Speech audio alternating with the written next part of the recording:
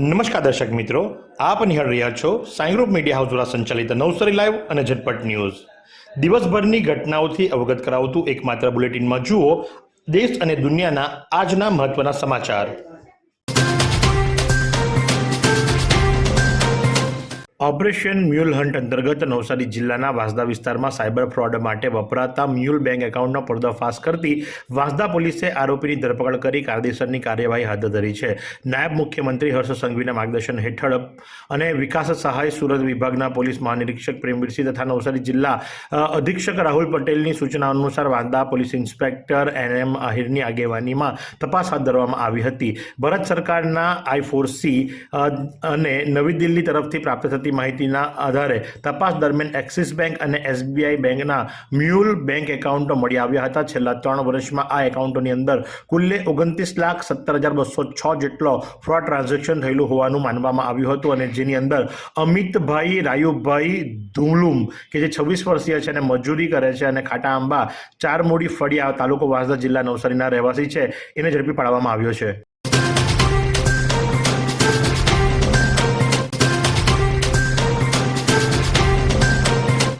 સેઠ HC Parekh Navsari high school નવસારીનું ગૌરવ KKDF Gujarat state karate championship 17/12/2025ના રોજ રામજી મંદિર નવસારી ખાતે યોજાઈ હતી, જેમાં સેઠ HC પારેખ નવસારી હાઈસ્કૂલ શાળાના ધોરણ 9 વિદ્યાર્થી ટંડેલ મંથન કપિલભાઈએ 13-14 વય જૂથની અંદર પ્રથમ ક્રમાંક મેળવી ગોલ્ડ મેડલ પ્રાપ્ત કર્યો છે. 11 વિદ્યાર્થી પટેલ વત્સલ સતીશભાઈએ વય જૂથ 16-17માં દ્વિતીય ક્રમ સિલ્વર મેડલ પ્રાપ્ત કર્યો છે અને 11 જ વિદ્યાર્થી જસ તરુણભાઈ ડિમ્મરે વય જૂથ 16-17માં તૃતીય ક્રમ મેળવી બ્રોન્ઝ મેડલ પ્રાપ્ત કર્યો છે.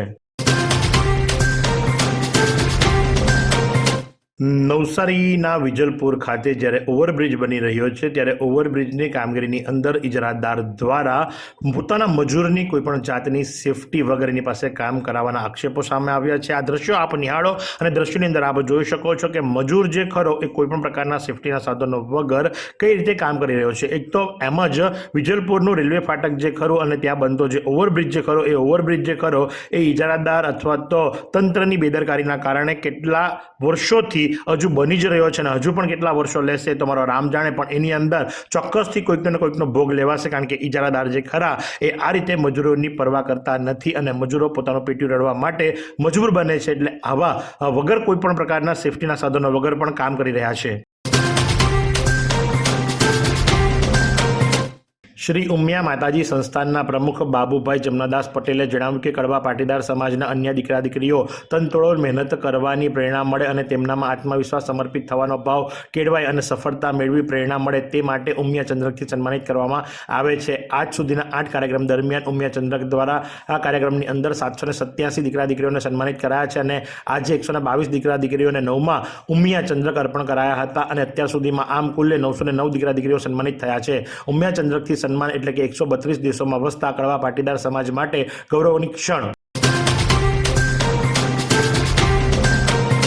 રાની લક્ષ્મીબાઈ પ્રોજેક્ટ અંતર્ગત સમગ્ર નવસારી જિલ્લામાં સ્વરક્ષણની તાલીમ છેલ્લા 1 મહિનાથી શરૂ થઈ છે, જેમાં જિલ્લામાં 427 શાળામાં સ્વરક્ષણ તાલીમ KKDF સંસ્થા દ્વારા અપાઈ રહી છે. 3 મહિનાના કોર્સમાં 20,000થી ઉપર વિદ્યાર્થીઓ લાભ લઈ રહ્યા છે, જેનાથી અસામાજિક તત્વો સામે દીકરીઓ સમાનભેર પોતાનું રક્ષણ કરી શકે છે.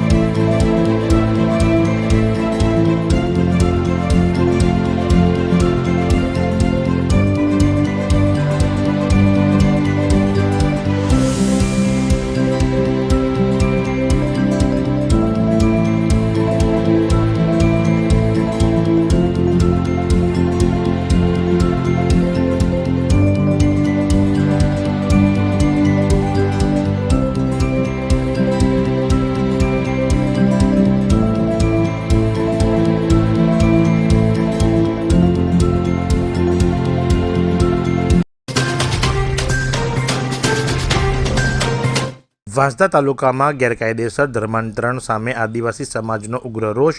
તાત્કાલિક કાર્યવાહી નહીં થાય તો આંદોલન અનિવાર્ય. વાંસદા તાલુકામાં ધર્મ પ્રચારના નામે આદિવાસી સમાજની ઓળખ, પરંપરા અને આસ્થા ઉપર ખુલ્લેઆમ હુમલો કરવામાં આવી રહ્યો હોવાના ગંભીર આક્ષેપો સામે આવ્યા છે. કેટલાક તત્વો દ્વારા ચાલતા ભ્રામક પ્રચાર અને દબાણ દ્વારા આદિવાસી સમાજને તેમના મૂળ ધર્મથી વિમુખ કરવાની ગુનાસ્પદ કોશિશ ચાલી રહી છે, જેને લઈને સમગ્ર તાલુકામાં ભારે રોષ ફાટી નીકળ્યો છે. આદિવાસી સમાજના આગેવાનોએ સ્પષ્ટ શબ્દોમાં જણાવ્યું છે કે આ પ્રવૃત્તિ માત્ર ગેરકાયદેસર નથી, પરંતુ આદિવાસી સમાજના અસ્તિત્વ ઉપર સીધો હુમલો પણ છે. વાંસદા વઘઈ સ્ટેટ હાઈવે પર કાયદાના લીરેલીરા સ્ટેટ હાઈવે ઓથોરિટીની રહેમનજર હેઠળ માસૂમ બાળમજૂરોનું શોષણ. ગુજરાતના માર્ગો પર સલામતી અને વિકાસના દાવાઓ વચ્ચે એક ચોંકાવનારી વાસ્તવિકતા સામે આવી છે. વાંસદાથી વઘઈને જોડતા સ્ટેટ હાઈવે પર રિપેરિંગ અને પેચવર્કની કામગીરીમાં નિર્લજ્જપણે બાળમજૂરોનો ઉપયોગ કરવામાં આવી રહ્યો હોય એવું લાગી રહ્યું છે. સ્ટેટ હાઈવે ઓથોરિટીની ઘોર બેદરકારી અને કોન્ટ્રાક્ટરની લાલચને કારણે માસૂમ બાળકોનું ભવિષ્ય ધૂળમાં રોડાઈ રહ્યું છે. પ્રાપ્ત વિગતો અનુસાર વાંસદા વઘઈ સ્ટેટ હાઈવે પર હાલમાં રોડ સમારકામ અને પેચવર્કની કામગીરી ચાલી રહી છે. આ કામગીરી દરમિયાન રસ્તા પર જામી ગયેલા ધૂળ અને ડસ્ટ સાફ કરવા માટે મશીન કે પુખ્ત મજૂરોને બદલે નાના બાળકોને કામે લગાડવામાં આવ્યા છે.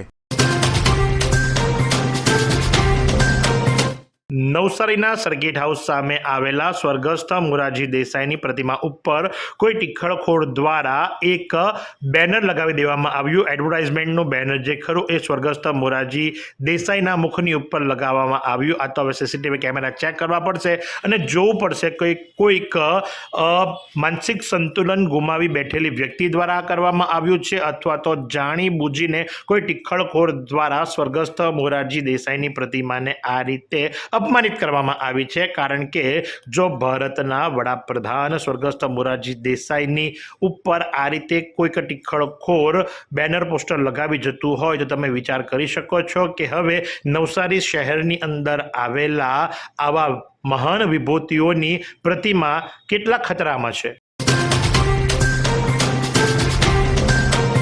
જો આજના હવામાનની વાત કરવામાં આવે તો આજનું મહત્તમ તાપમાન 31.5 ડિગ્રી સેન્ટીગ્રેડ તો લઘુત્તમ તાપમાન 16.9 ડિગ્રી સેન્ટીગ્રેડ નોંધવા પામ્યું હતું. ભેજની વાત કરીએ તો સવાર દરમિયાન હવામાં ભેજનું પ્રમાણ 96% અને સાંજ દરમિયાન 31% નોંધવા પામ્યું હતું. પવનની ગતિની જો વાત કરવામાં આવે તો 2 કિલોમીટર પ્રતિ કલાકની ઝડપથી પવન ફૂંકાઈ રહ્યો હતો.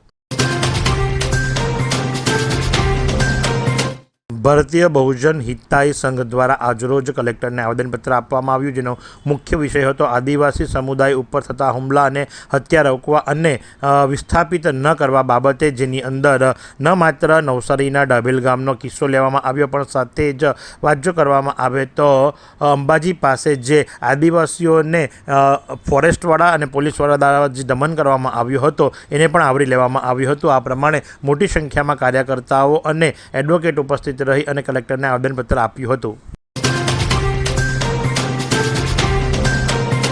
આહવા ઔદ્યોગિક તાલીમ સંસ્થા ખાતે બહેનો માટે ક્રાફ્ટ વર્કશોપનું આયોજન. પ્રાંત અધિકારી કાજલ આંબલિયાના અધ્યક્ષસ્થાને વર્કશોપ યોજાઈ. આહવા આઈટીઆઈ અને લક્ષ્ય ચેરિટેબલ ટ્રસ્ટ અને ટ્રાઇબલ કોર્નર દ્વારા આયોજિત વર્કશોપમાં 55 બહેનોએ ભાગ લીધો. ડાંગ જિલ્લાના આહવા ઔદ્યોગિક તાલીમ સંસ્થાન ખાતે પ્રાંત અધિકારી કાજલ આંબલિયાના અધ્યક્ષસ્થાને આહવા આઈટીઆઈ અને લક્ષ્ય ચેરિટેબલ ટ્રસ્ટ અને ટ્રાઇબલ કોર્નરના સંયુક્ત ઉપક્રમે આયોજિત વર્કશોપમાં શુભારંભ કરવામાં આવ્યો. આ પ્રસંગે પ્રાંત અધિકારી કાજલ આંબલિયાએ જણાવ્યું કે વડાપ્રધાન નરેન્દ્ર મોદી દ્વારા સ્વદેશી અને વોકલ ફોર લોકલ અભિયાનને વેગ આપવામાં આવ્યો છે, જેનો મુખ્ય ઉદ્દેશ્ય મહિલાઓને આર્થિક રીતે પગભર બનાવવાનો છે. શું તમે શરીરના સાંધાના દુખાવાથી પીડાઈ રહ્યા છો કે પછી તમે કોઈ સ્પોર્ટ્સ ઇન્જરીથી પીડાઈ રહ્યા છો? લકવાની બીમારી બાદની પીડા સહન કરી રહ્યા છો? શું તમને સ્પાઇનલ પ્રોબ્લેમ છે? તો આ તમામ દુખાવાને હવે બાય બાય કરી દો, કારણ કે માસ્ટર ડિગ્રી ધરાવતા ખૂબ જ અનુભવી ફિઝિયોથેરાપિસ્ટ ડૉક્ટર અમિત પટેલ પાસે તમે આ તમામ સમસ્યાઓનું સચોટ નિદાન કરાવી ફરીથી નોર્મલ જિંદગી જીવી શકો છો. તો સરનામું નોંધી લો. Comprehensive care centre, DD street, library પાસે, અનુરાગ સારીઝની લાઇનમાં, નવસારી. ડાંગ પોલીસ એક્શન મોડમાં નાતાલ અને 31 ડિસેમ્બરને લઈ સરહદીય વિસ્તારોમાં ચુસ્ત બંદોબસ્ત, ડ્રિંક એન્ડ ડ્રાઈવ સામે કડક કાર્યવાહી. નાતાલના પર્વ અને આગામી 31મી ડિસેમ્બરની ઉજવણીને ધ્યાનમાં રાખીને ડાંગ જિલ્લામાં કાયદો અને વ્યવસ્થા જાળવી રાખવા માટે ડાંગ જિલ્લા પોલીસ અધિક્ષક પૂજા યાદવ દ્વારા કડક કાર્યવાહીના આદેશ આપવામાં આવ્યા છે. 25મી ડિસેમ્બરથી લઈ 1 જાન્યુઆરી સુધી સમગ્ર જિલ્લામાં પોલીસનો સઘન બંદોબસ્ત તૈનાત કરવામાં આવ્યો છે. વાંસદા તાલુકાના સીતાપુર ગામે લાયન્સ ક્લબ ઓફ વાપી દ્વારા આશ્રમ શાળાના બાળકોને જરૂરિયાતની વસ્તુઓ વિતરણ કરવામાં આવી. વાંસદા તાલુકાના સીતાપુર ગામે લાયન્સ ક્લબ ઓફ વાપી દ્વારા આશ્રમ શાળાના બાળકોને વિતરણ કરવામાં આવેલી વસ્તુઓ થકી માનવતાની મહેક પ્રસરી જવા પામી હતી. વાંસદાના સીતાપુર આશ્રમ શાળામાં ભણતા આદિવાસી વિદ્યાર્થીઓને બાળકોને 200 નંગ જમવા માટેની ડીશ તથા વાટકીઓની જરૂરિયાત હોય. 20/12/2025 શનિવારે 12:30 કલાકે આ તમામ વસ્તુઓ આપવામાં આવી હતી. સાથે જ 200 નંગ બોલપેન, 400 નંગ પેન્સિલનું વિતરણ પણ કરવામાં આવ્યું હતું. જલાલપુર તાલુકામાં નહેરની રિસ્ટ્રક્ચરિંગ કામગીરી. તાલુકાના 6 ગામોમાં મુખ્ય માર્ગો પર 50 દિવસ સુધી બંધ રહેશે. જલાલપુર તાલુકાના મોરલી પંથકમાંથી પસાર થતી નહેરની રિકન્સ્ટ્રક્શનની કામગીરી સિંચાઈ વિભાગ દ્વારા હાથ ધરવામાં આવી છે, જેને લઈ તાલુકાના મોરલી પંથકના 6 જેટલા ગામોના મુખ્ય માર્ગો આગામી 50 દિવસ સુધી વાહન વ્યવહાર માટે બંધ રહેશે.